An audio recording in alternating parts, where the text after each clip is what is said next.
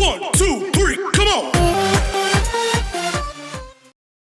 Assalamualaikum warahmatullahi wabarakatuh. Perkenalkan, nama saya Ahmad Muhajir dari jurusan Perbankan Syariah semester 4. Tujuan pembuatan video ini untuk memenuhi tugas ujian tengah semester dari mata kuliah Nahwu Shorof yang diampu oleh Bapak Rizal Fahlevi, LC, MSI. Soal nomor 1. Jelaskan dan sebutkan macam-macam isim, fi'il, dan huruf. Berikan contohnya. Fi'il, al-fi'lu atau fi'il secara bahasa memiliki makna perbuatan atau kata kerja. Sedangkan menurut istilah dalam ilmu nahwu, fi'il adalah kata yang mengandung sebuah makna yang ada pada dirinya dan berkaitan dengan waktu. Fi'il secara sederhana adalah kata kerja, namun tidak semua fi'il adalah kata kerja, tapi setiap kata kerja pasti fi'il. Contohnya, fi'il yang merupakan kata kerja, dhahaba, yang artinya telah pergi. Fi'il yang tidak termasuk kata kerja, soluha, yang artinya telah balik, yang merupakan kata sifat. Fi'il dibagi menjadi 3 bagian. Pertama, fi'il madi, kedua fi'il mudhari, ketiga fi'il amr. Fi'il madi adalah kata kerja untuk masa lampau. Fi'il mudhari adalah kata kerja yang memiliki arti sedangkan melakukan sesuatu. Fi'il amr adalah kata kerja untuk perintah. Contohnya sebagai berikut. Fi'il madi contohnya jalasa, yang artinya telah duduk. Fi'il mudhari contohnya yajlisu, yang artinya sedang duduk. Fi'il amr contohnya ijlis, yang artinya duduklah. Isim secara bahasa memiliki artinya nama atau kata benda, sedangkan menurut ulama nahwu, isim adalah kata yang menunjukkan suatu makna pada dirinya dan tidak terkait dengan waktu. Jadi isim adalah semua jenis kata benda, baik itu benda mati atau benda hidup, baik itu yang dapat dijangkau oleh panca indera atau nampak, atau yang bersifat abstrak, tidak nampak, dan tentunya tidak berkaitan dengan waktu. Contohnya isim seperti nama orang, kata sifat, kata tubuh, dan kata ganti. Ada beberapa jenis isim. Isim jenis adalah isim yang pertama, terbagi ke dalam 2 jenis, muzakkar dan muannas. Muzakkar atau laki-laki adalah kata benda yang menunjukkan arti laki-laki, baik manusia, hewan, ataupun benda mati yang dikategorikan sebagai muzakkar.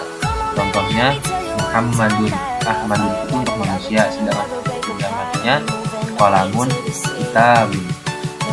Muannas atau perempuan adalah kata benda yang menunjukkan arti perempuan, baik manusia, hewan, ataupun benda mati yang dikategorikan sebagai muannas. Contohnya Aisyatun, Fatimah itu untuk manusia, sedangkan untuk benda matinya madrasatun dan sayyaratun.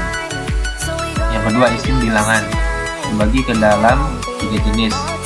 1. Isim mufrad. Isim mufrad adalah kata tunggal. Contoh, al-muslimu, seorang muslim, al-qalam, sebuah pulpen. Pengertiannya ini hanya satu saja atau tunggal. Isim musanna. Isim musanna adalah kata yang terdapatnya nilainya 2 atau ganda. Contohnya, al-muslimani, 2 orang muslim, al-qalamani, 2 buah pulpen. Pengertiannya terdapat 2 orang muslim atau 2 pulpen saja. Yang ketiga, isim jamak. Isim jamak adalah kata yang terdapat nilainya lebih dari 2, seperti 3, 4, dan seterusnya. Jamak pun terbagi menjadi 3 jenis. 1. Jamak mudzakkar salim, jamak yang diperuntukannya untuk yang disifati mudzakkar. Contohnya al-muslimuna, 3 orang muslim. 2. Jamak muannas salim, jamak yang peruntukannya untuk yang disifati muannas. Contohnya al-muslimatu, 3 orang muslimah. 3. Jamak taksir. Jamak ini tidak memiliki aturan baku seperti yang mudzakkar salim dan muannas salim, karena jamak taksir sendiri biasanya diperuntukkan untuk benda mati, tapi ada juga yang untuk benda hidup. Jamak taksir terbagi menjadi 2 jenis. 1. Jamak taksiril akil. Jamak taksir untuk yang berakal, contohnya rijalun, 3 orang laki-laki, anbiya'u, 3 orang nabi. Jamak taksir ghairu akil, jamak taksir untuk yang tidak berakal. Contoh, aqlamun, 3 buah pulpen, abwabun, 3 buah pintu. Huruf Huruf dalam bahasa Arab maksudnya bukan seluruh huruf hijaiyah, namun huruf-huruf yang memiliki arti. Makna huruf bisa berubah sesuai konteks kalimatnya, karena huruf ini tidak bisa berdiri sendiri. Secara praktis atau mudah, definisi huruf dalam ilmu nahwu, huruf adalah jenis kata yang tidak sempurna maknanya, kecuali disertai kata lain. Contoh huruf. Huruf hijaiyah yang memiliki arti. Alif, artinya apakah? Bi, artinya dengan. Ta, bisa digunakan untuk huruf sumpah.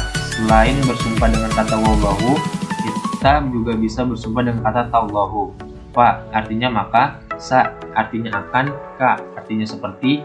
Li, artinya untuk. Wa, artinya dan. Huruf hijaiyah memiliki arti. Min, artinya dari. An, artinya dari juga. I, artinya di. Lan, artinya tidak akan. Dan lam, artinya tidak atau belum. 3 huruf hijaiyah memiliki arti. 1. Ilai, artinya ke. Alai, artinya di atas. Saufa, artinya akan. Contohnya, Alkitabu alal maktabi, kitab itu di atas bangku. Soal selanjutnya, jelaskan jumlah sempurna ismiyah dan jumlah sempurna fi'liyah, serta berikan contohnya. Jumlah fi'liyah. Jumlah fi'liyah adalah sebuah kalimat yang diawali dengan kata-kata kerja yang dalam bahasa Arabnya disebut al-af'al. Contohnya, yalqal musii'u jaza'ahu. Jumlah ismiyah. Jumlah ismiyah adalah suatu kalimat yang diawali terlebih dahulu dengan kata benda atau dalam bahasa Arabnya disebut al-asma. Contohnya, Zaidun gonamuhu dohmun. Macam-macam i'rab bagi rofa, nasab, khafad, dan jazm berserta alamatnya.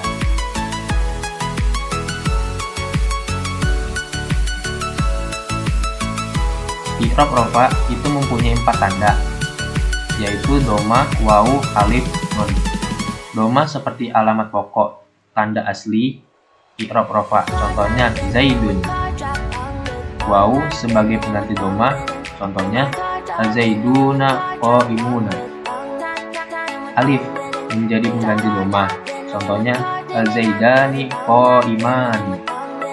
Nun sebagai pengganti doma, contohnya yaf'alani. I'rab nasab. I'rab nasab mempunyai 5 alamat, yaitu fathah, alif, kasroh, ya, dan hamzun nun. Contoh fathah, Ra'aitu Zaidan. Contoh kasroh sebagai pengganti fathah, Araftu al-muallimat. Contoh alif sebagai pengganti fathah, Araftu akhaka. Contoh ya sebagai pengganti fathah, Ra'aitu Zaidabna. Contoh menghilangkan huruf nun, lan taf'ala. I'rab khafad. I'rab khafad mempunyai 3 alamat, yaitu kasroh, ya, dan fathah. Contoh kasrohnya, marartu bi Zaidin. Contoh ya, jamak muzakkar salim, marartu bil husna. Fathah menjadi tanda i'rab khafad pada isim yang tidak menerima tanwin. Contohnya, wa aku Ahmada. I'rab jazm. Jazm merupakan alamat yang terakhir, yakni yang keempat dari urutan rofa, nasab, jar, dan jazm. Contoh sukun, lam yangsur. Contoh membuang nun, lam yaf'ala. Contoh membuang ilat, yang tadinya yaksya menjadi lam yaksya. Soal selanjutnya, jelaskan dan sebutkan domir dan macam-macamnya, disertai dengan contohnya. Pengertian domir. Domir dalam bahasa Indonesia dinamakan kata ganti, sedangkan definisi domir merupakan isim makrifah yang mabni, yang bermanfaat untuk menggantikan atau mewakili penyebutan sesuatu atau seseorang maupun sekelompok. Domir terbagi menjadi 2, yaitu baris dan mustatir. Baris adalah domir yang terlihat atau nampak. Mustatir adalah domir yang tersimpan. Baris terbagi menjadi 2, yaitu muttasil dan mutasil. Mutasil adalah bersambung. Mutasil itu sendiri terbagi 3, yaitu rofa, nasab, dan khafad. Contoh rofa itu doroba, contohnya nasab nasob, dorobahu. Contohnya qofat, bihi. Munfasil. Munfasil adalah dhamir yang terpisah. Munfasil itu sendiri terbagi menjadi dua, yaitu rofa dan nasob. Contohnya rofa itu dua, contohnya nasob itu iyahu.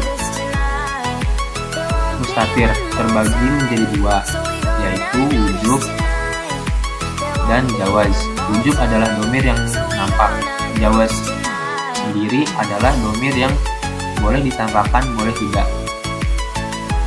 Dan ini contoh wujub dan jawaz, yaitu kalau wujub itu tadrib, sedangkan jawaz itu doroba.